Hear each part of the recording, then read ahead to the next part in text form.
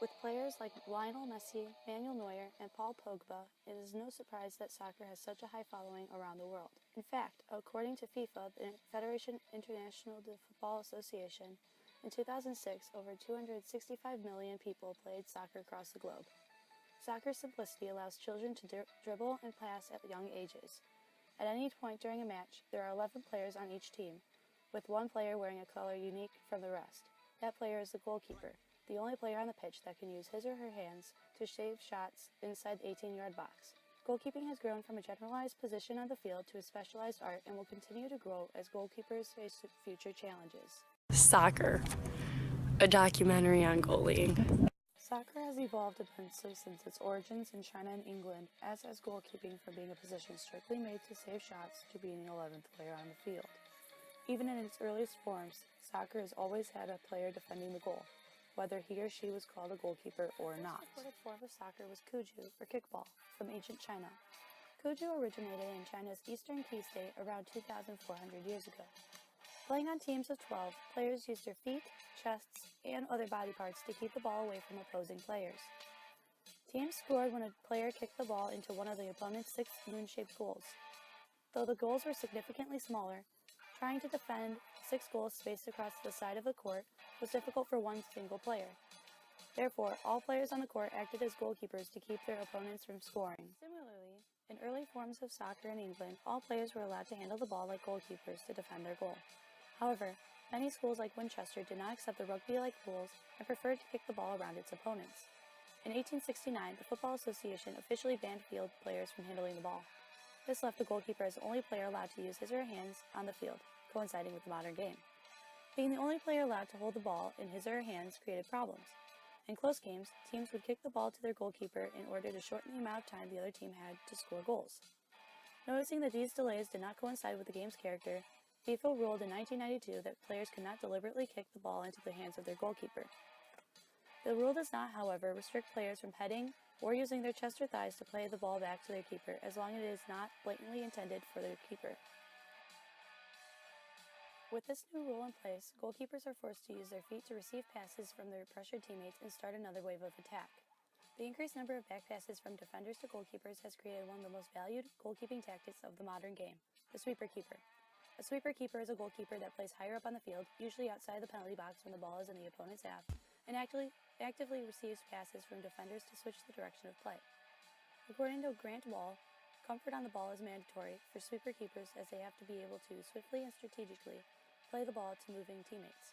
Having a higher position closes the gap between the goalkeeper and his defenders, which restricts the amount of space the opposing attackers have to play through passes and chip the defense. One article from The Guardian compared the use of a sweeper keeper to the use of a king in chess. Most people just protect their king and only use it when absolutely necessary. However, if one can convert their king into an attacking piece, he will have a one-piece advantage over his opponent. Goalkeepers, similarly, are told just to protect the goal, but when they have a higher position and can receive the ball, they can build the attack quickly and effectively. A prime example of a sweeper keeper is Manuel Neuer from the Bayern Munich and German national teams. According to Patty Vipond, Neuer is the first modern complete sweeper keeper. This is a heat map that shows Neuer's movement during the Germany vs. Algeria game in the 2014 Men's World Cup. Though there is a high concentration within the center of the penalty box, he extended his play about halfway through his half, covering most of the entire width of the field as well. During this World Cup game, he cleared the ball 5 times and had over 20 touches outside the 18-yard box. As a sweeper keeper, Neuer likes to prevent the other team's scoring chances before they can solidify. Though he plays with high risk, he represents security and protection. There's a balance.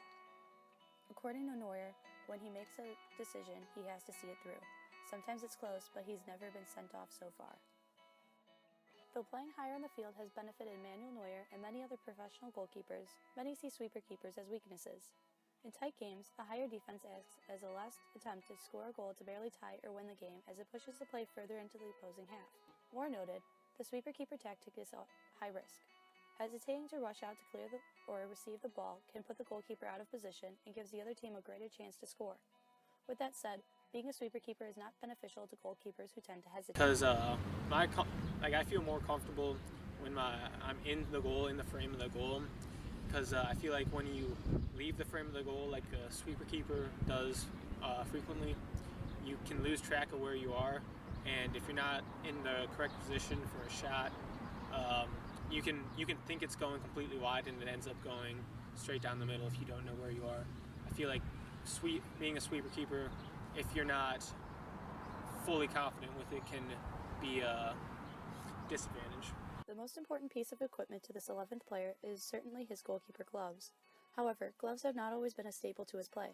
Though William Sykes first patented leather goalkeeping gloves in 1885, they had not become popular until almost a century later in the 1960s. Even then, goalkeeping gloves were only used in wet conditions. After the high demand in 1970, manufacturers began to experiment on the types of materials used in goalkeeping gloves: terry cloth, leather, and latex foam.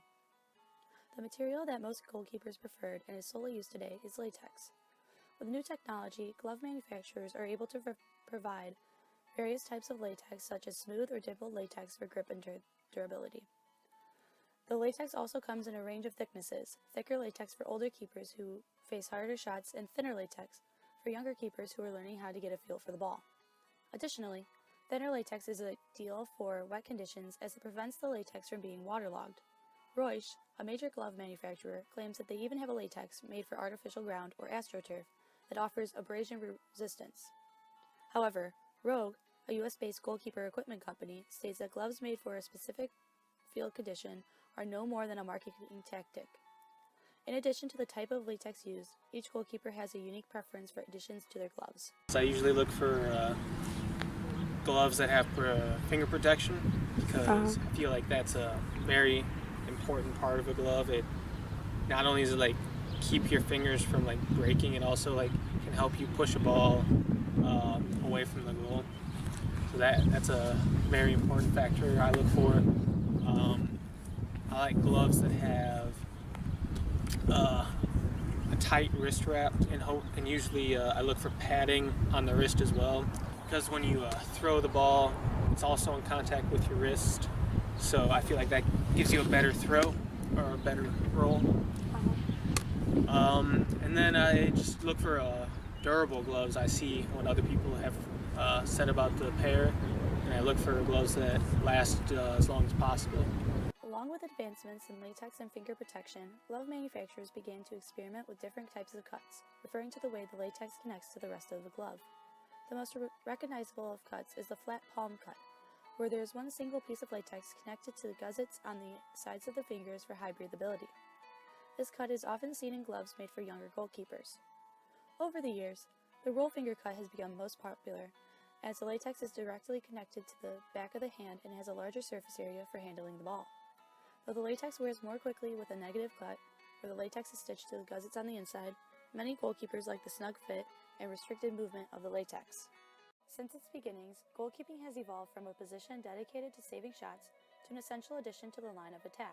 Because of this new role, the popularity of goalkeeping is on the rise, giving glove manufacturers incentives to create styles of gloves for all ages and levels of ability. This goalkeeping culture will continue to expand as goalkeepers face new challenges. Though advancements in goalkeeping technology have benefited goalkeepers greatly, advancements in other equipment, specifically soccer balls, have made their role as a shot stopper more difficult.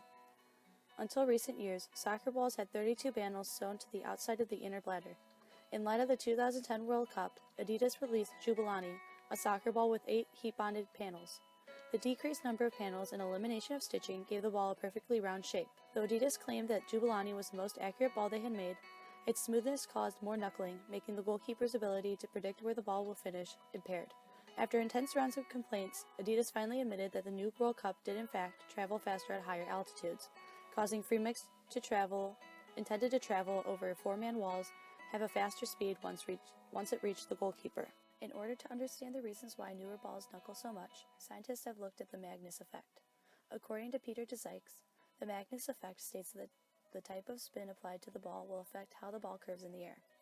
When a player kicks the ball, the boundary layer, or the layer between the spinning ball and the air, changes from a smooth to rough flows on different areas of the ball, depending on the speed of the ball's rotation.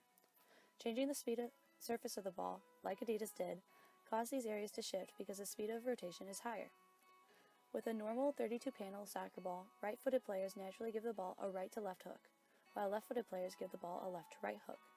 These expectations change when players use balls like Jubelani and Brazuca, which give the flight of a ball a negative Mangus hook, or a left-to-right hook for right-footed players, and a right to left hook for left-footed players. Even in shots intended to have zero spin and curve on the ball, the smoother design in current soccer balls has undesirable effects for goalkeepers.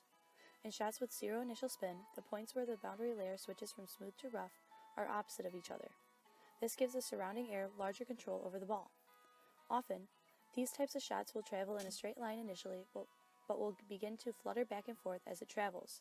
These pompos and massas shots, as the Brazilians call them, wreak havoc on the goalkeepers, as the ball usually begins to flutter a few yards in front of the keeper, making a seamlessly easy-to-save shot left to complete reaction. While concussions, ACL tears, and other major injuries result from high-tension situations, goalkeepers can also suffer from overuse injuries.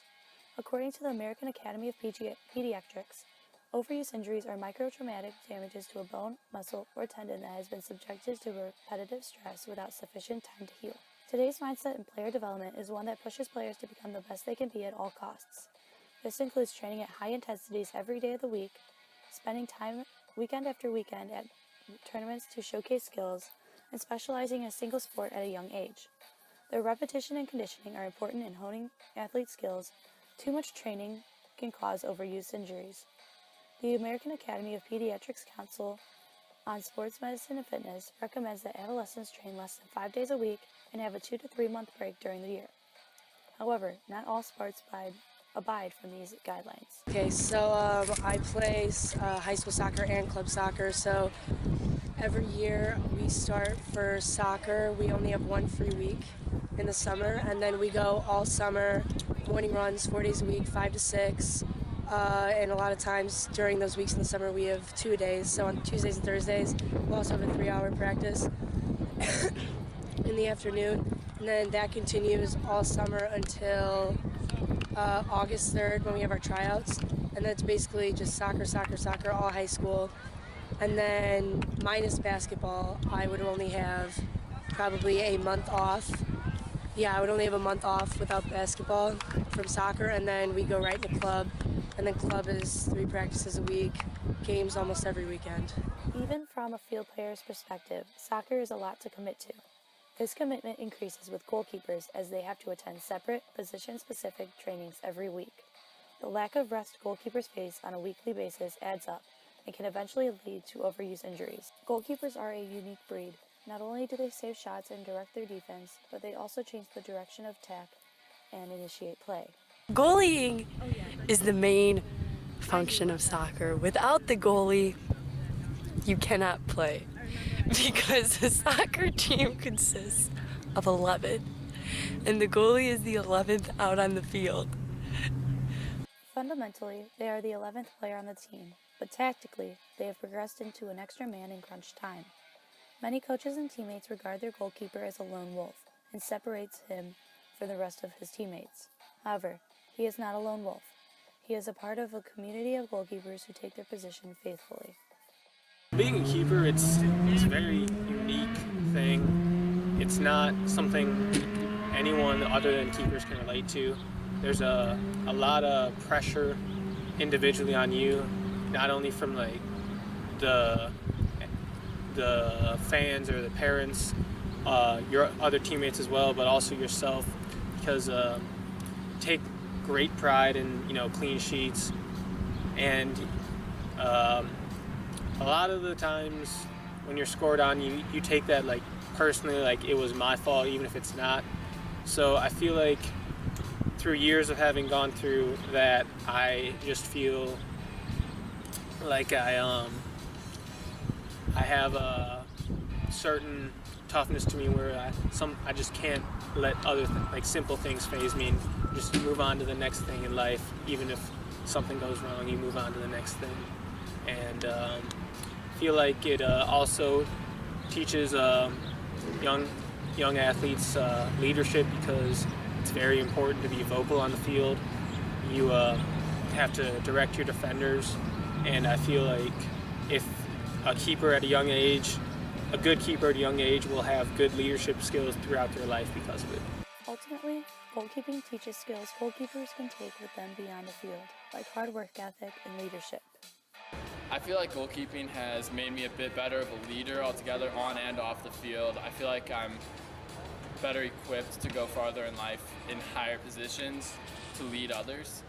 With every attribute, goalkeeping has evolved from a position where players were thrown carelessly into goal to a position that impacts hundreds of thousands of people each year. While Messi and Ronaldo are heuristics to today's modern soccer, it is Neuer and Howard and Solo who create the backbone to the beautiful game.